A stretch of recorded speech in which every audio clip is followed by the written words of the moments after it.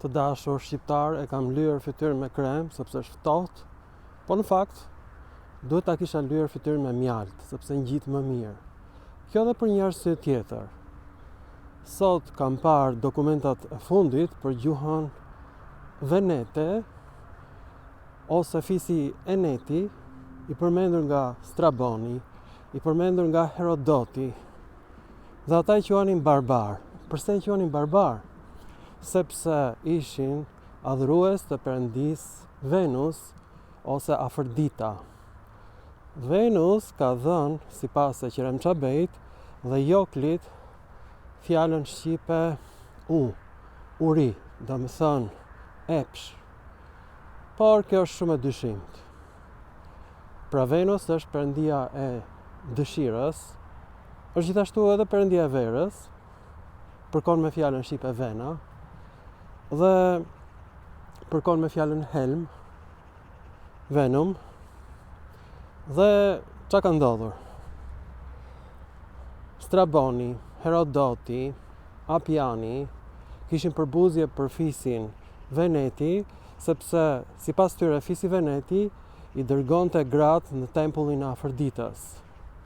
Atje ato njihnin partnerin e tyre. Dhe ai që paguante më shumë merrte gratë më të bukura. E pra kjo ndodh sot në Shqipëri. Ne të gjithë jemi venetas. Ata që janë të pasur marrin femrat më të bukura. Gangsterët, politikanët, djali Berishës për shembull është veneti. Kryeministri shqiptar është një venetas i përkryer, nuk ka lënë grua pa e parë nëse është e mirë ose jo. Pra, të gjithë jemi venetas. Kemi dëshira të tejskajshme mashkullore. Pra kjo është arsye vetme që ne quhemi veneti. Por si e quanin veneti veten e tyre, do thoni ju. Pra janë zbuluar 300 bishkrime të fisit veneti. Bishkrime origjinale të tyret. Përdor një alfabet të ngjashëm me alfabetin e mesapëve, dhe del që veneti e quan veten e tyre, e kam lexuar sot, graikoi. Graikoi e shkruajnë me shkronja të ngjashme me shkronjat e latinishtes, jo me shkronja greke. Kjo është e pabesueshme. Merrni frym thellë. Kështu i krijojnë shumësin e emrave fisi Veneti.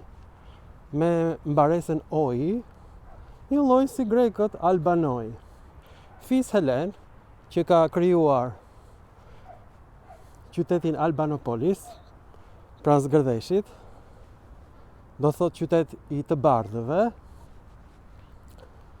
Dhe unë kujtoj se kishte prapashtesë Helene. Jo, të dashur shqiptar. Kështu fisi Veneti krijon emrat në shumës. Në gjuhën e venetëve, vëllezër është vraterei, një lloj si enkelei, do ta shikojmë në një film tjetër. Të gjitha mbaresat e shumësit në gjuhën e venetëve janë identike me ato të gjuhës greke, dhe venetët nuk e quajnë veten adhurues të Venusit. Ky është emër që ju kanë vënë romakët. Edhe grekët me përbuzje, Veneti e quajnë veten e tyre graikoi. E kuptoni apo jo? E quajnë veten grek. Kjo është arsyeja që Plini Vjetër thotë që fiset mesape, japyge dhe daune në Itali flasin dialektin grajan. Është dialekti i ishullit Graja në Greqi. Prandaj kanë ardhur. Janë dy ishull, Tana Graja dhe Graja. Ati ka lindur kulti i perëndis Demeter që thinjet gjatë dimrit, i bën flokët gri, duke pritur për vajzën e saj Persefon, e cila vjen në pranverë.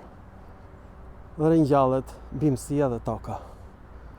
Pra, përfundimisht, unë kam parë fjalitë e plota të teksteve të shkruara në përthika, në amfora, nga vetë venetët. Është një gjuhë e përzirë, gjysmë latinisht dhe gjysmë helenisht. Këta janë ilirët Veneti. Pra, megjithëse kanë huazuar shumë fjalë nga latinishtja, mënyra se si ata shkruajnë nga pikpamja gramatikore është greke. Pra, Veneti është degëzim i familjes Helene. Merrni frymthell, Veneti u vendosën në Italinë e Veriut. Dhe ishin të shtrirë edhe në Italinë e Veriut edhe në Kroacinë e sotme. Këta janë ilirët më i lirë nga të gjithë, të cilët quheshin barbar, nga Herodoti, nga Straboni, nga Appiani. Ata e formojnë shumësit të fjalës vëllezër, vratërej, një lloj si enkelej, dhe i quajnë veten graikoj, pasues të perëndisë Demeter Graja. Ju faleminderit për vëmendjen, të dashur shqiptar, dhe mirupafshim në filma të tjerë shkencar.